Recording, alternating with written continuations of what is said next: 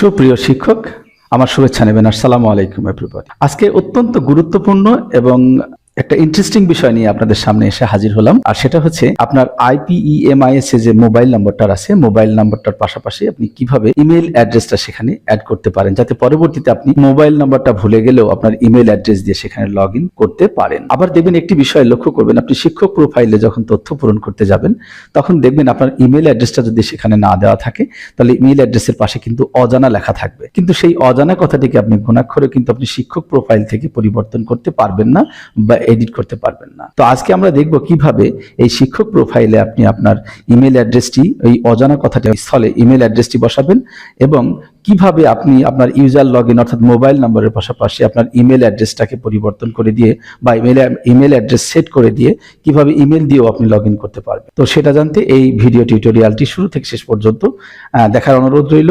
আশা করি আপনাদের মাঝে কোনো ধরনের অস্পষ্টতা থাকবে না। তো চলুন শুরু করি। তবে শুরু করার আগে আপনি যদি আমার এই চ্যানেলটিতে প্রথমবারের মতো এসে থাকেন, so click the subscribe button and hit the bell icon to get the latest update. So let's get started.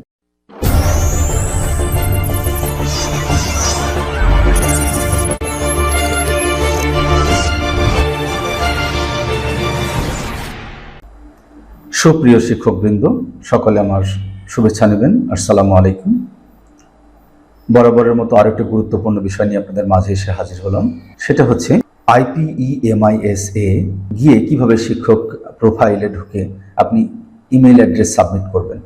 প্রকৃতপক্ষে বলতে গেলে কি, শিক্ষক প্রোফাইলে গিয়ে সরাসরি ইমেল দেওয়ার কোনো অপশনটা আপনি পাবেন না।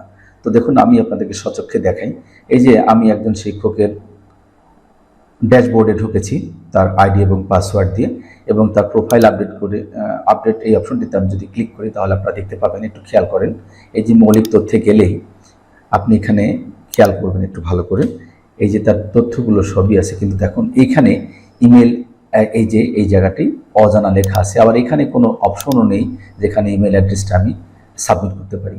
তো এই ইমেল অ্যাড্রেসটা আমি কিভাবে লিখলে এখানে ইমেল অ্যাড্রেসটা দেখাবে সেটা আমি আজকে আপনাদের হাতে কলমে দেখাবো, এবং সেই সাথে শিক্ষকের অন্যান্য তথ্য কিভাবে এখানে সাবমিট করা যায় সেটাও আমি আপনাদেরকে এখানে এক নজরে হাতে কলমে দেখিয়ে দিব।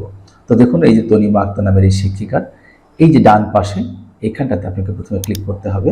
প্রথমে যদি আপনি এখানে ইমেল অ্যাড্রেসটিকে সাবমিট করতে চান, তো সেক্ষেত্রে প্রথমে আপনি ইউজারের তথ্য আপডেট এই অপশনটিতে ক্লিক করবেন। আপনার মোবাইল থেকে যদি করে থাকেন তাহলে অবশ্যই আপনাকে মোবাইল থেকেই ইউজার আইডি এবং পাসওয়ার্ড দিয়ে ঢুকতে হবে।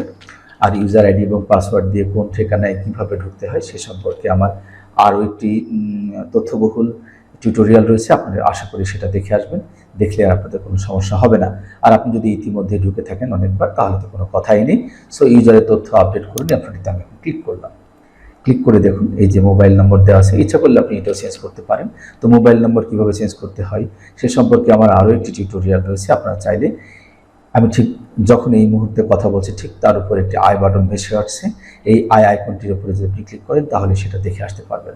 তো এখানে ইমেল অপশনটা আমাদের যে চেঞ্জ করে দেখাবো আজকে আমরা, ইমেল অপশনটিতে আমি এখানে ক্লিক করলাম। দেখুন, ইমেল অপশনটি ক্লিক করার সঙ্গে সঙ্গে আপনাকে বর্তমান পাসওয়ার্ডটি চাইবে, অর্থাৎ পাসওয়ার্ডটি না জেনে আপনি কিন্তু এই অপশনটা পার হতে পারবেন না। সো আমি এখানে পাসওয়ার্ডটি দিয়ে দিচ্ছি, খেয়াল করবেন। দেখুন, আমি আমার পাসওয়ার্ডটি এখানে দিয়ে দিলাম। দিয়ে যদি পরবর্তী ধাপে ক্লিক করি তাহলে কিন্তু এখানে আমাকে বর্তমান ইমেল অ্যাড্রেসের জায়গায় ব্ল্যাঙ্ক দেখাচ্ছে, অর্থাৎ আমি বর্তমানে কোনো ইমেল অ্যাড্রেস নেই। আর নতুন ইমেল অ্যাড্রেস আমি এখানে সাবমিট করব। আপনি এইভাবে কিন্তু ইমেল অ্যাড্রেসও চেঞ্জ করতে পারবেন। যদি আপনার আগেই থেকে কোনো ইমেল অ্যাড্রেস দেওয়া থাকতো তাহলে সেই ইমেলটা এখানে দেখা যেত, নতুন ইমেল অ্যাড্রেস আপনি এখানে দেখতে পাবেন। তো এখানে নতুন ইমেল অ্যাড্রেসটা আমি এখানে দিয়ে দিচ্ছি, আপনারা একটু খেয়াল করবেন। আমি উক্ত শিক্ষকের ইমেল নাম্বারটা এখানে সাবমিট করে দিচ্ছি। দেখুন, এখানে আমরা এই জিমেল অ্যাড্রেসটিকে এখানে লিখে দিয়েছি। জিমেল অ্যাড্রেসটি লিখে দেওয়ার পর খেয়াল করবেন, এই যে আমি যদি এখন পরবর্তী ধাপে যাই তাহলে এই উক্ত শিক্ষকের ইমেইলে একটি ওটিপি কোড যাবে, সেই কোডটি আপনাকে দেখে, কিন্তু বর্তমানে এখনও ওটিপি কোড যায় নাই।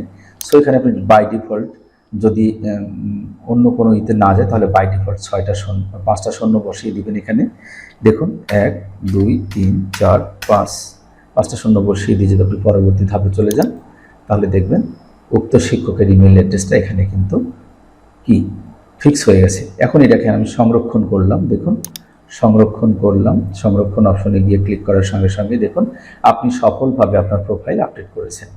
এখন যদি আমি আবার এইখানে দেখুন শিক্ষক প্রোফাইলে চলে যাই এবং এখানে গিয়ে যদি আমি শিক্ষকের প্রোফাইলটা দেখি, তাহলে বুঝতে পারবো যে এইখানে অজানা কথাটি কিন্তু আর নেই। দেখুন এই যে ইমেল, এতক্ষণে কিন্তু আগে আপনারা দেখেছিলেন এখানে ইমেল অজানা এবং কোনো অপশন ছিল না।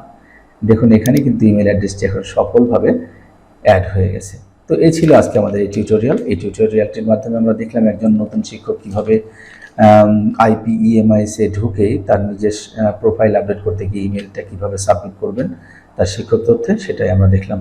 জানেন আজকের এই টিউটোরিয়ালটি কেমন লাগলো? ভালো লাগলে অবশ্যই এই চ্যানেলটিকে এই টিউটোরিয়ালটিকে একটি লাইক দিবেন, আর এরকম আরও গুরুত্বপূর্ণ টিউটোরিয়াল পেতে আমার চ্যানেলটিকে সাবস্ক্রাইব করে রাখবেন এবং পাশের বেল আইকনটিতে ট্যাপ দিয়ে রাখবেন যাতে সমস্ত আপডেট প্রকাশিত হওয়ার সঙ্গে সঙ্গে আপনার কাছে চলে যায়। সো সে সময় পর্যন্ত ভালো থাকবেন। আল্লাহ হাফেজ।